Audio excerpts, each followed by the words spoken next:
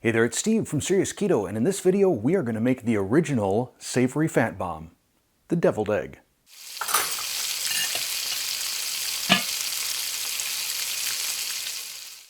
I have a confession to make. I'm not an especially big fan of deviled eggs, and I think a lot of that stems from the fact that I'm not a big fan of hard-boiled eggs. I mean, hard-boiled eggs, generally the whites remind me of rubber, the yolks remind me of chalk, and the smell reminds me of a dirty diaper. Now I know some of you are getting ready to type right now, Steve, you just don't know how to hard-boil an egg. Well, stop and step back from the keyboard. I have tried a multitude of ways to hard-boil eggs. From cold start, hot start, boil them, remove them from the heat. I've tried the Alton Brown baking method. I've pressure cooked them in the Instant Pot, which incidentally does make for the easiest peeling eggs I've ever dealt with. The problem with every method that I've tried is there can be little lurking variables that can screw up how the eggs turn out. Things like the size of the eggs, the starting temperature of the eggs, the freshness of the eggs. Even the quantity of eggs can have an impact, especially when you're cooking in the Instant Pot. And this may sound a little bit counterintuitive, but I have found that when you're cooking eggs in an Instant Pot, the more eggs you use, the less time it takes under pressure to cook them.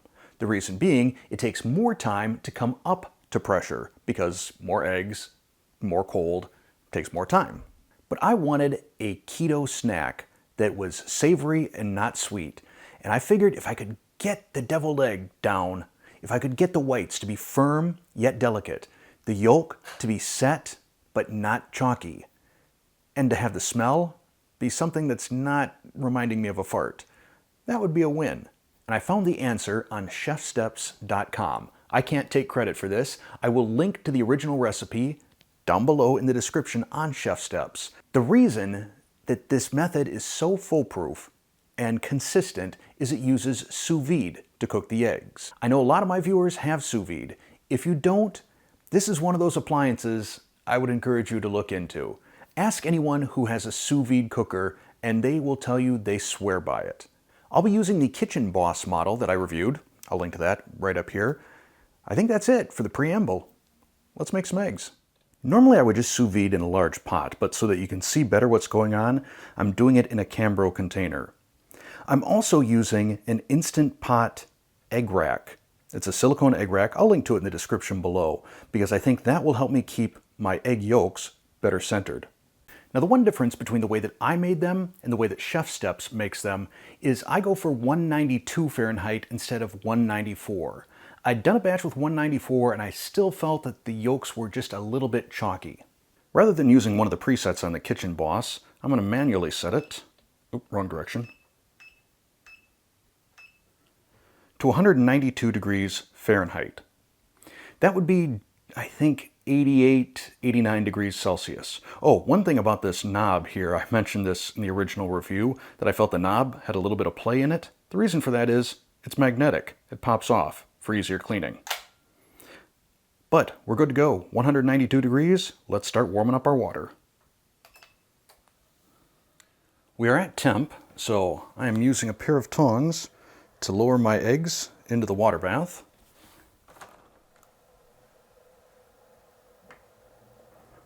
And now I'll let these sous vide for 20 minutes.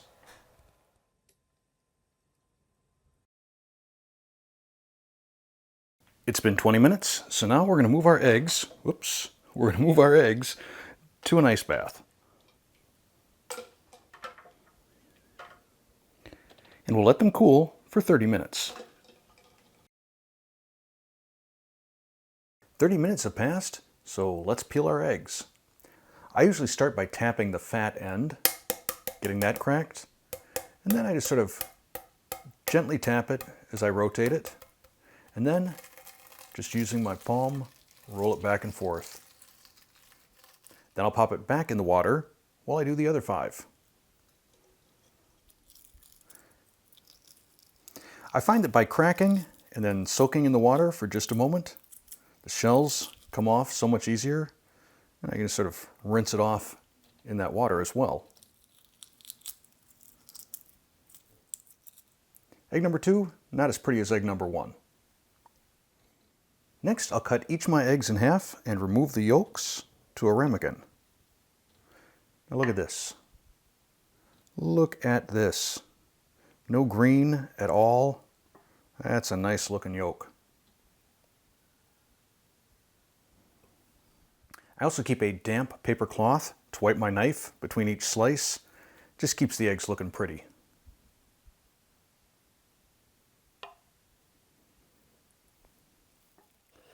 To my yolks, I'm going to add a generous 2-finger pinch of salt, a few grinds of fresh black pepper, a 1/4 cup of sour cream, that's about 65 grams,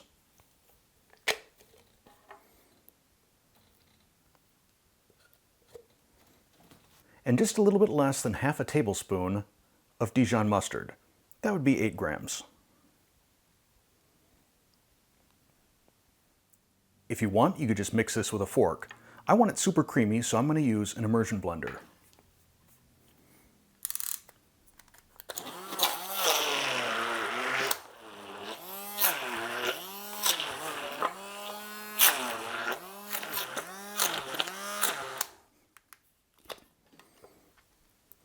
Oh, that is super duper creamy.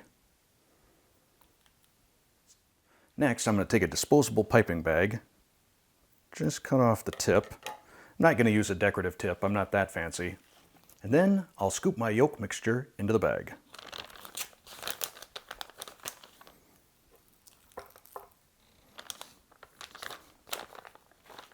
I'll squeegee this down towards the tip.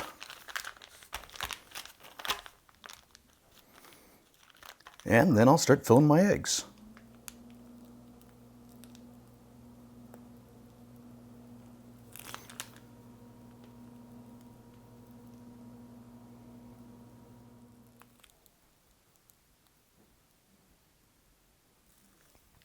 There we go. Then you can get as fancy as you want with the garnish. Over on Chef Steps, they do a pickled red onion. I'm just going to go a little paprika.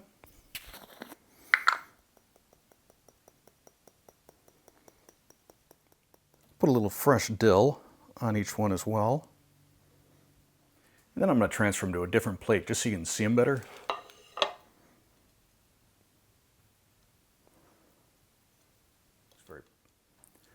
That looks very pretty. But now it's time for a taste. So I'm going to eat the least pretty one here for the taste test.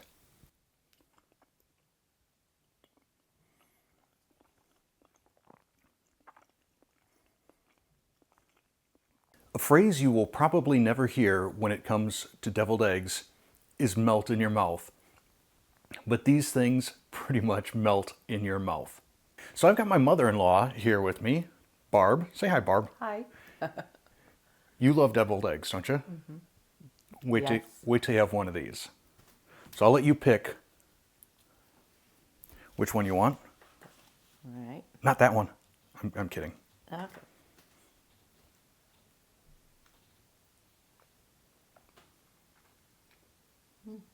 Very good. I don't want to put words in your mouth. Creamy. Yep. Very creamy. There you go. Yeah, very creamy. Very good. Oh.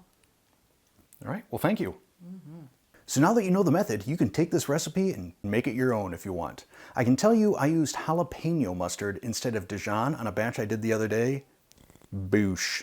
Incredible. In terms of toppings or garnishings, I'd love to know what your favorites are. Let me know down in the comments below. Ooh, I just thought of one. I did a recipe a while back called pig candy. I'll link to that up there.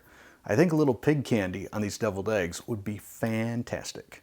And I know that deviled eggs may have seemed like sort of a boring idea for a video, but trust me, once you do these sous vide, you're never going back. They are so good, so creamy. And that's it. You know the drill. If you liked the video, click that like button. If you're not a subscriber already, tap the subscribe button, then hit the bell and turn on all notifications. Thanks for watching.